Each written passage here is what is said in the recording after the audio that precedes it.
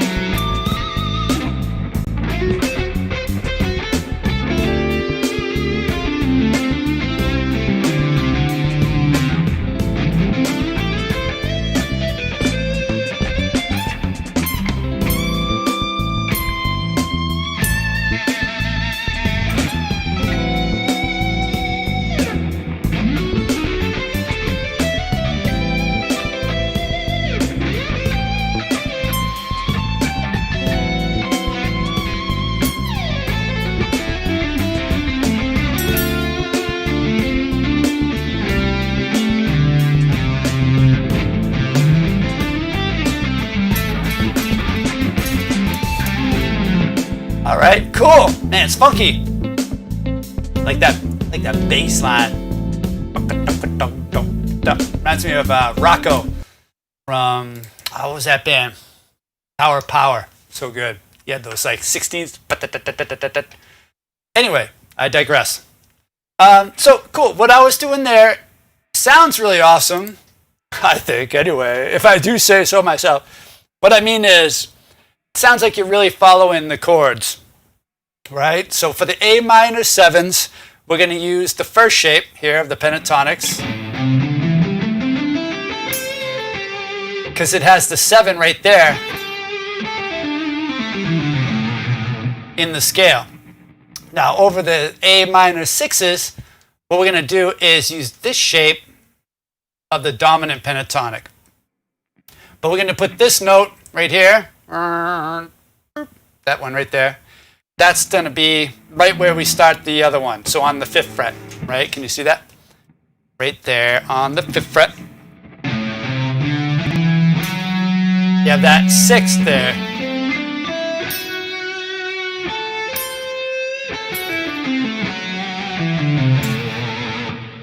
All right. So all you really do is where these notes were, like there's that note, and there's the octave of it. We're just gonna slide those down. So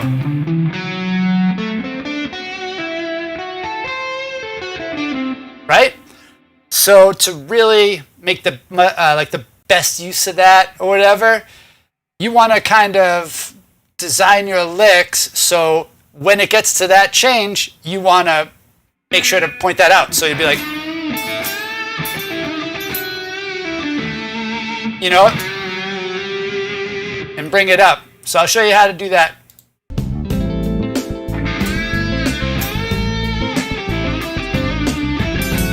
See?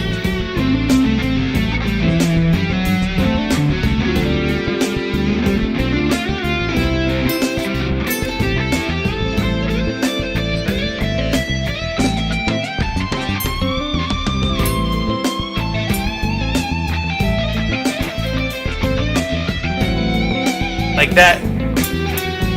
Bring out that 6, the A minor 6.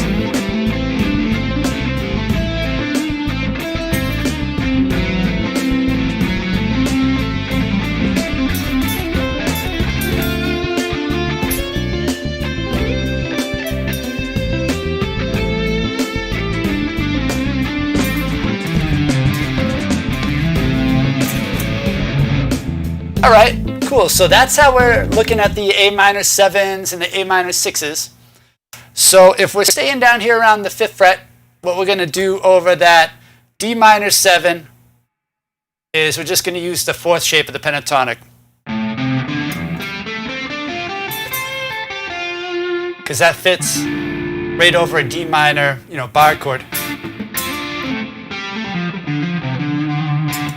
All right, and for the C, we're in luck because the C is the positive twin of the A minor 7, right? So we'll just use this shape again. That works over C2.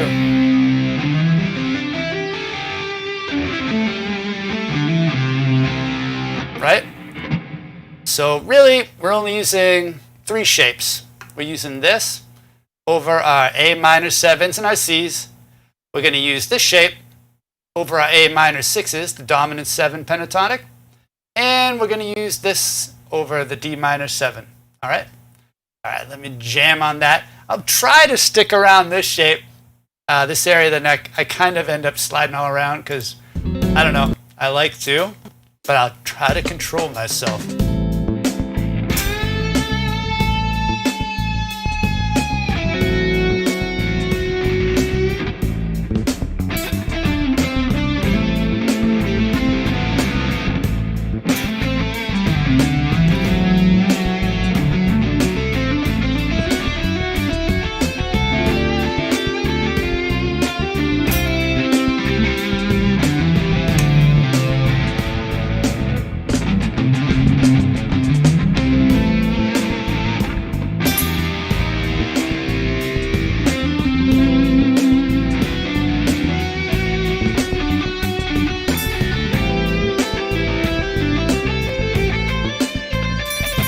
Oh, I started going around. I controlled myself.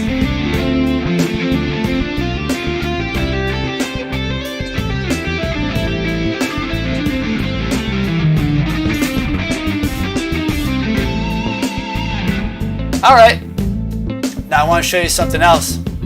This is more of a technique. I'll show it, I'll do it first and I'll show you.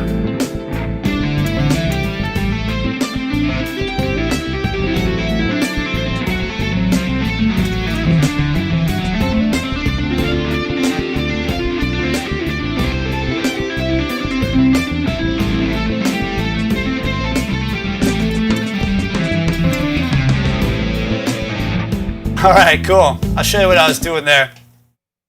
So I call that the double pentatonics. I don't know. I had to come up with a name for it. But let's take this shape here. All right, we got the first shape. What you're doing, it's super simple when I explain it, but it sounds ridiculously crazy, is you have your first shape, or whatever shape you're doing here, then you just bring it up an octave here, right? So you'd be like...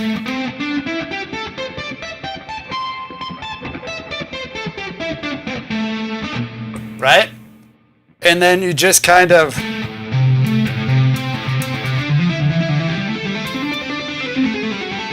Well, you gotta look at what you're doing if you're me. You know, so you just kind of noodle around, you know, and try to make a melody out of it. I think the melody really resides in what you're doing at this finger. This is just filler, so you...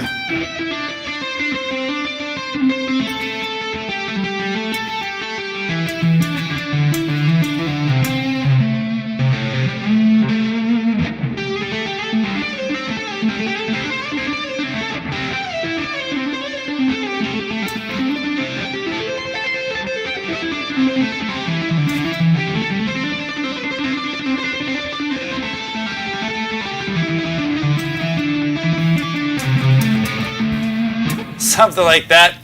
Came up with that, trying to emulate some of the stuff that, you know, Nuno Betancourt does and those cool tapping things he does. You can do it with other things too, like use one shape down here and maybe try, if you can mentally handle it, I can't, tap another shape up here. Like I'll try to tap this shape up here. Oh, hold on. Ay. Making a difference in people's lives. That's Come what I've on, always man. tried to do. And that's Jean even more Shaheen. important now. Whether it's fighting to make sure small businesses And can mute her. Jean Shaheen. All right.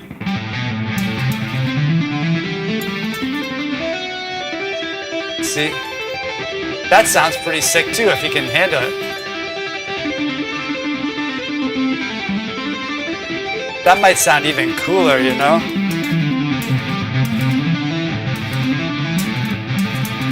You just got to remember which hand is doing which shape. But yeah, that's the idea. All right, let me see.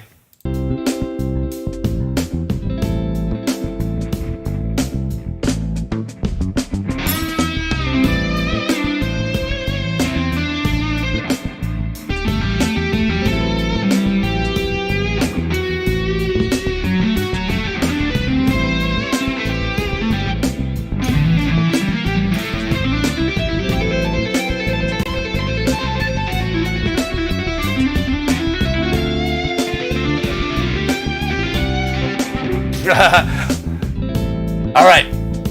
Thing is, you got to switch the scale when it switches. All right.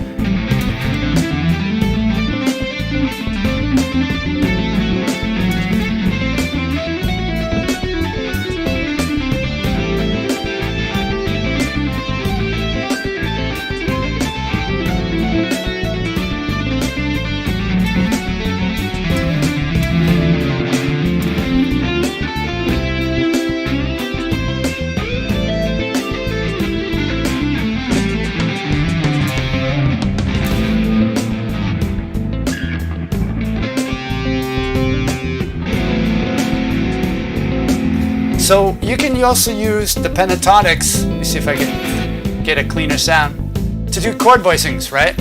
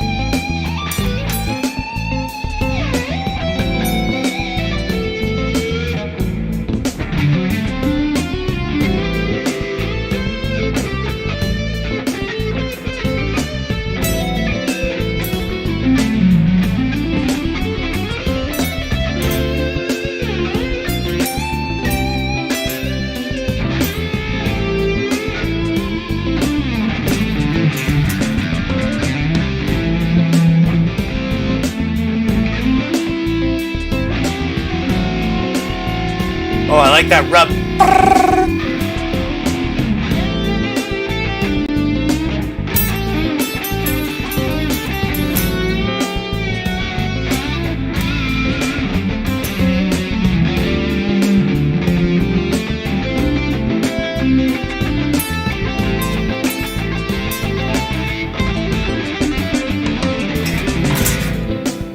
something like that.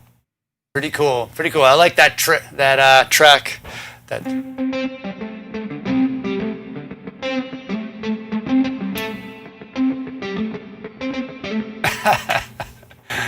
I have too much fun doing this for you guys. I love it. Reach out to me in the chat. Let me know what you guys are doing. If you think it's cool, send me some new backing tracks that I can check out that you're like, I think these are cool. And I'll probably think they're cool too. So anyway, have a great Monday. I'll see you tomorrow. Make sure you pick up your guitar, follow this link in the description, and try this stuff out. I want to hear how it goes with you and for you when you try it. All right. This is Neil. I'll talk to you later. Bye-bye.